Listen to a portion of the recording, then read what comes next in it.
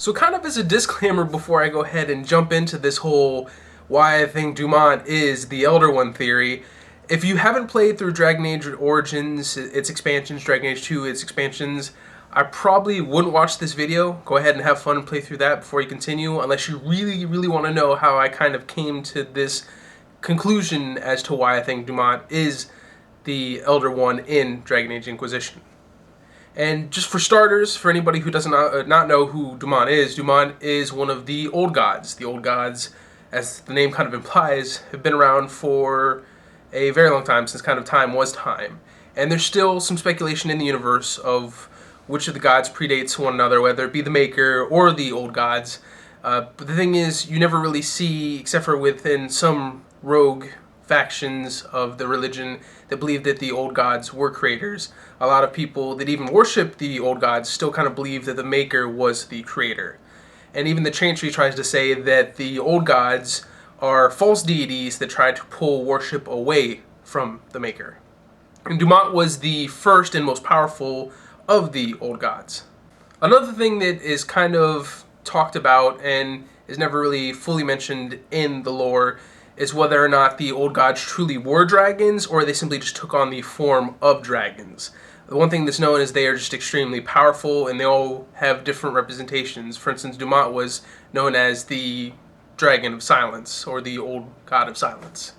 As you play through the different Dragon Age games, there's definitely a lot of references to the old gods, and the one that's mentioned probably the most, not only in just the codex, but also in passing for their NPCs, or quests, or even in some cases, actual items, is Dumont.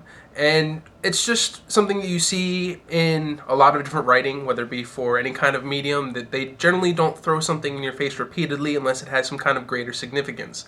And I could be mistaken, but that's part of what leads me to believe that Dumont may be the Elder One in Dragon Age Inquisition. And I know what a lot of you are thinking. You're like, well, guess what, Anthony? I have one major fact that's going to absolutely tear a hole straight through your whole theory about Dumont being the Elder One, because guess what? Dumont is dead.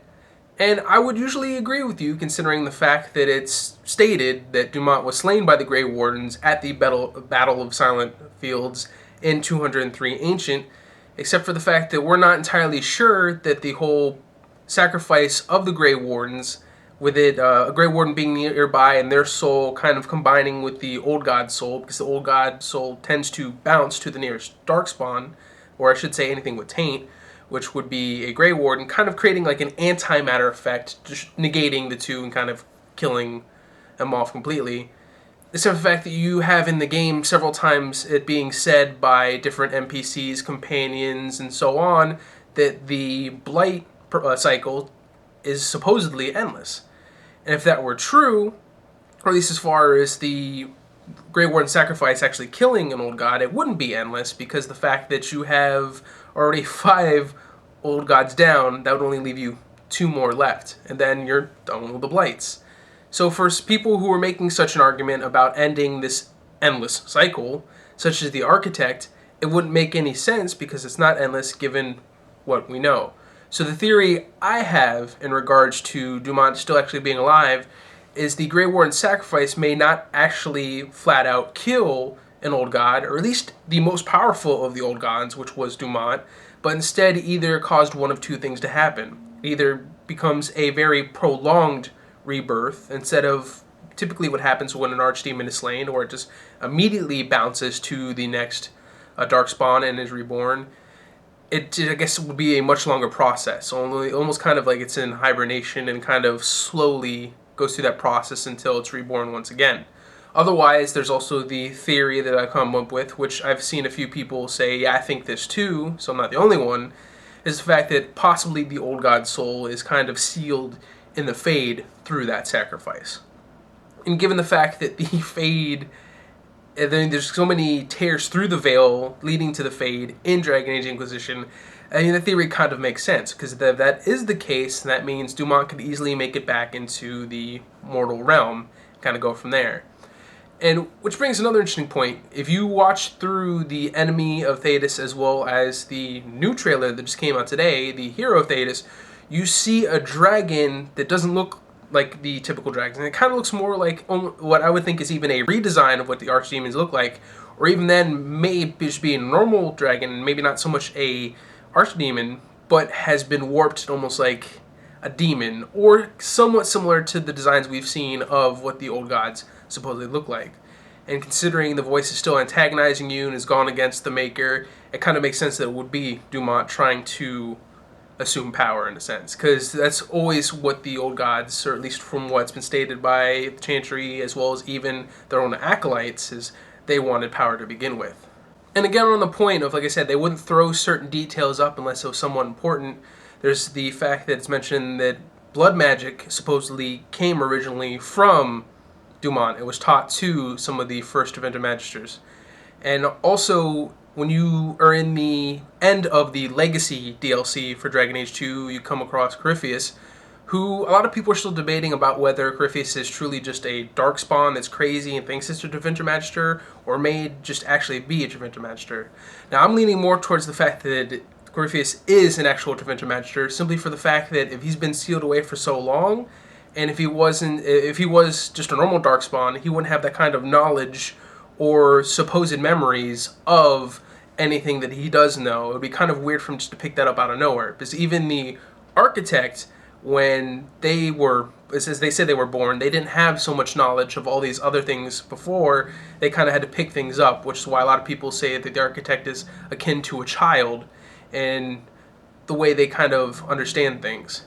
As to where Corypheus is definitely a very different kind of individual, and is able to very clearly recite some of the stuff that's happened as far as the old acolytes of Dumont, worshipping Dumont, and even said that Dumont may have been the one to manipulate the original Tevinter Magisters into thinking that they could actually overthrow the Maker, to which doing so, we all know how that kind of turned out, at least as far as the Chantry stories go, so where they corrupted the Golden City and became Black City, and they became the first Darkspawn. So, in a sense, Dumont would, in a sense, would be at least partially responsible for why we have Darkspawn in the first place, further making him an ass. But yeah, like I said, you have Corypheus for the entire time, and even just the altar that's in the game. There's just a lot of references to Dumont throughout the entire thing of Legacy, which I don't think they would do for no reason. And there's also, during the fight, he calls out Dumont and says, "Give me your power," and he gets those powers granted to him, which one of the explanations, which does kind of make a bit of sense, is that it's just lingering magic from his time that's kind of there, and he's just siphoning from it, because that is a place of great power. There's also the fact that people think that it may actually be Dumont giving it powers, which is kind of still up there. Even I would lean more towards the fact that it's just lingering magic from a place of great power that he's siphoning from. But the case still stands that, said, I believe that he actually was one of the original Tevinter Magisters that kind of broke through and became one of the first Darkspawn. And again, because like I said, he had that knowledge, he said it was Dumont that kind of told him to do so. It would be kind of weird for just a random Darkspawn or just a true Darkspawn to kind of make those accusations. He has nothing to gain from doing so. Versus the Architect saying some of the things he would be to convince you to allow him to do what he wants to do. Corypheus didn't care about you or anything you wanted to do. He wasn't trying to convince you of anything. If anything, he was just going to go ahead and plow his way through you and do what he needed to do. I do, however, believe that the Architect may have also been one of the original Tevinter Magisters that became one of the first Darkspawn, only because of the fact that, just like Corypheus, is just the way he's built and the way he looks is much different. He obviously has a lot more power. And if anything, I just think because of a possible long slumber, similar to Corypheus, that for some reason the Architect lost almost all, if not all, of his original memories from before that time, as Corypheus managed to keep, during his time of being sealed, some of it. Which, if anything, would kind of make Tyler's argument, if you're watching, a little bit more, it would make a little bit more sense to me to kind of spare him. I still don't agree with everything that he says, and I'm referring to the Architect at this point, and I still don't know if he'd be truly sincere in his actions or could even stop, because he accidentally caused the Fifth Blight to begin with anyways. I don't know how he would see how he can kind of keep all these intelligent Darkspawn in line. That's an argument for another time. But yeah, the whole thing with Corypheus and even the Architect, I kind of feel like they were some of the first Darkspawn. I actually think it's interesting how that turned out, because the whole Dumont was kind of the reason why this may have happened in the first place. But that's what I think. I mean, for all I know, I could be wrong. I just thought I would share this kind of information based on like all this data and lore that's happened throughout the previous games. I think it's an interesting theory. Let me know what you think in the comments below. If you feel there might be other theories that are out there as to who the Elder God might actually be, or if you agree with me, anything like that, just let me know. And thank you for watching, and until next time. Which Michael Laidlaw went ahead and said, which you can go ahead and do in those kind of situations, kind of break it out of it by doing a shield bash or just using other techniques to get it to stop from doing so. Otherwise, it's